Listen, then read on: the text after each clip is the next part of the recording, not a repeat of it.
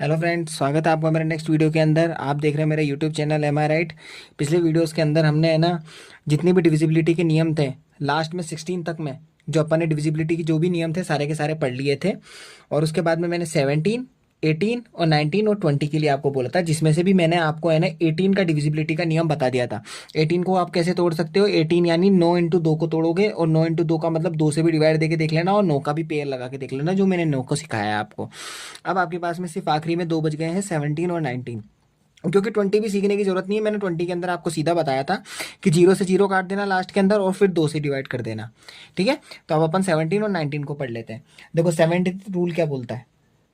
17th rule, देखो 17th rule वही वाला पेयर इस्तेमाल करना है अपन को। सबसे पहले अपन को देखना है इसके टुकड़े हो रहे नहीं हो रहे, तो पहले वही एक्स वाई जेड लिखो और यहाँ पे लिखो 17। आप ये देखो 17 के टुकड़े हो सकते हैं क्या? आपको पता है 17 एक अभाज्य संख्या है, और अगर ये अभाज्य संख्या है तो इसके टुकड़े नहीं हो सकते।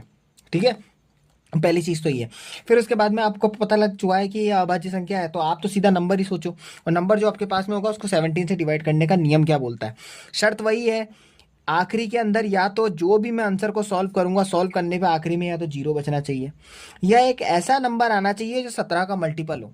17 का मल्टीपल का मतलब है जो 17 के पाड़े से कट जाए। जैसे 17 का दुगना हो गया 34, फिर 34 के बाद में हो गया 57, देखो 57 क्या, सॉरी 51, फिर 51 के बाद में आ गया आपके पास में 68। ऐसा नंबर आ जाना चाहिए जो 17 के पाड़े से कट जाए, तो समझ लेना वो संख्या कटेगी ही कटेगी। जैसे फॉर एग्जाम्पल एक एग्जाम्पल ले लेते हैं। जैसे फॉर एग्जाम्पल मैंने ले लिया कि 34 ले लिया, और जैसे कोई नंबर ले लेते हैं 17, ये दो ले लेते हैं नंबर। ठीक है, और उसके बाद मैं आपको बोलूँ कि मैं 17 से इसको डिवाइड करो। नियम क्या है? स्टेप वन, पहले स्टेप के अंदर अपन को क्या करना है? पहले स्टेप के अंदर आपको क्या करना है, इकाई अंक जो दे रखा है आपका, ये इकाई अंक, इस इकाई अंक का 5 गुना कर देना है।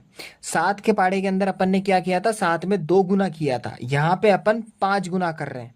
ठीक है ना, यही चीज अपन को ध्यान रखनी है। मैं वापस रिपीट कर रहा हूँ, 7 के अंदर अपन ने 2 गुना किया था, और अपने पास में यहाँ पे अपन को क्या करना है, 5 गुना करना है। तो 5 गुना कैसे करना है कि इकाई अंक का 5 गुना, यानी 7 पंजे होते हैं 35।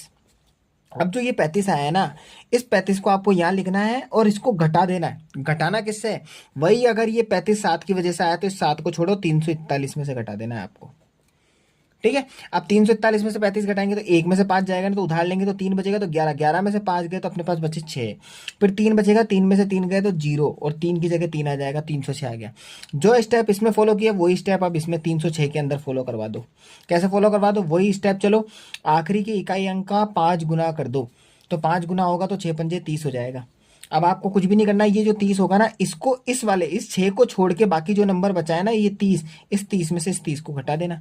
तो 30 में से 30 जाएगा तो आपके पास में आंसर बचेगा 0। तो यहीं पे मैंने आपको पहले ही बता दिया था कि या तो आंसर में आपके 0 आ जाना चाहिए, या फिर 17 का मल्टीपल आना चाहिए, या तो खुद ही 17 बचना चाहिए, या 34 बचना चाहिए, या फिर 51 बचना चाहिए, या फिर 68 बचना चाहिए, ऐसा नंबर आना चाहिए। तो इनडायरेक्टली अपन को पता चल चुका है कि आखिरी में 0 आ चुका, तो इसका मतलब ये जो नंबर होगा ना, ये कट जाएगा बिल्कुल ही। जैसे मैं एक कोई नंबर ऐसा ले लेता हूँ जो बिल्कुल मतलब आड़ा टेढ़ा ले लेता हूँ। जैसे फॉर एग्जांपल मैं अपने मन से नंबर ले रहा हूँ, मैं कह नहीं सकता हूँ कि वो कटेगा या नहीं कटेगा, कोई भी अपने मन से नंबर ले रहा हूँ। जैसे मैंने ले लिया फॉर एग्जांपल 58, और उसके बाद में ले लिया, जैसे फॉर एग्जांपल मैंने 69 ले लिया। मैंने ये ले लिया, अपने मन से लिया ये। अब मैं आपको बोलूँ कि 17 से इसको भाग करो, कंडीशन आपके सामने ही है। फट देने से 17 की बात आ गई है, तो 17 की बात आते ही इकाई अंक को देखो, इकाई अंक का 5 गुना कर दो, तो 9 पंजे कितने होते हैं, 45 होते हैं। आपके पास में 45 आते हैं, आपको क्या करना है, इस 9 को छोड़ के बाकी जो नंबर है 586, इसमें से 45 को घटा देना है। तो घटाओ, 6 में से 5 गया तो कितने बचेंगे, 1। 8 में से 4 गया तो कितने बचेंगे, 4, और 5 की जगह आपका 5 बचेगा, 541 आ गया। 541 आने के बाद में वही स्टेप फॉलो करो, जो ये एक है ना आपका, इस एक को आपका 5 गुना कर देना है। जैसे ही 5 गुना करोगे तो कितने हो जाएंगे, 5। 5 होते ही फट से आपको क्या करना है, इस 5 को यहाँ लिखना है, माइनस का साइन लगाना, और अब बची हुई संख्या 54 में से माइनस कर देना है। अब 54 में से 5 को घटाऊंगा तो 54 में से 5 घटने के बाद में कितने बचेंगे, 49। अब 49 आने के बाद में मैं अगर बोलूँ कि 17 के अंदर भाग देना है, तो ये नहीं कटना है, क्योंकि 17 एकम 17, 17 दूनी 34, 17 तिया 51 होते हैं। तो 51 नहीं आ रहा है आपके, तो इसका मतलब ये जो आपके सामने नंबर है ना, ये 17 से नहीं कटेगा।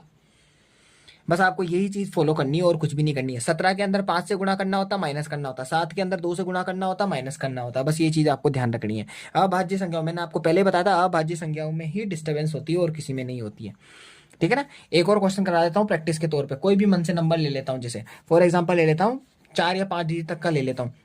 जैसे मैंने ले लिया 3 और उसके बाद में 5 और उसके बाद में ले लिया 8 और उसके बाद में ले लिया जैसे 9 और फिर मैंने जैसे फॉर एग्जांपल के तौर पे 1 ले लिया। ये अपने मन से नंबर लिया है।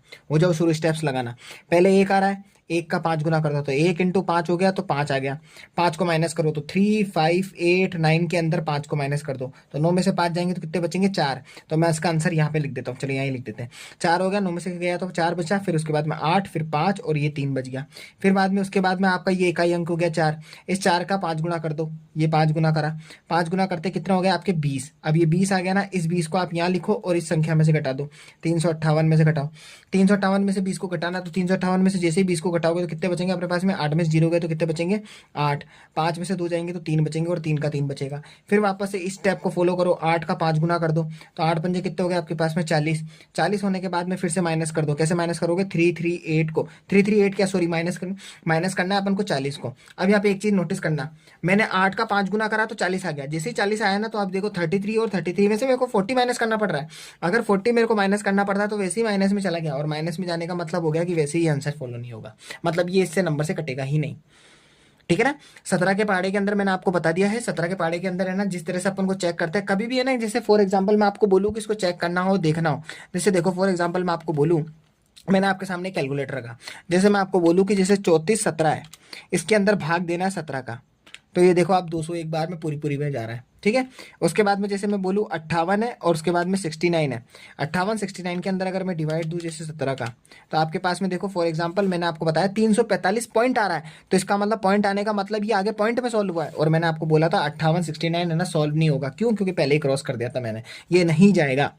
और वहीं पे अब मैं बात करूँ जैसे फॉर एग्जांपल 3 5 और उसके बाद में 8 9 और उसके बाद में 1, ये लिखा मैंने आपके पास में 3 5 8 9 1, इसको मैंने डिवाइड दूंगा जैसे 17 से, तो 17 से डिवाइड दूंगा तो देखो यहाँ पे भी पॉइंट के अंदर आंसर आ रहा है।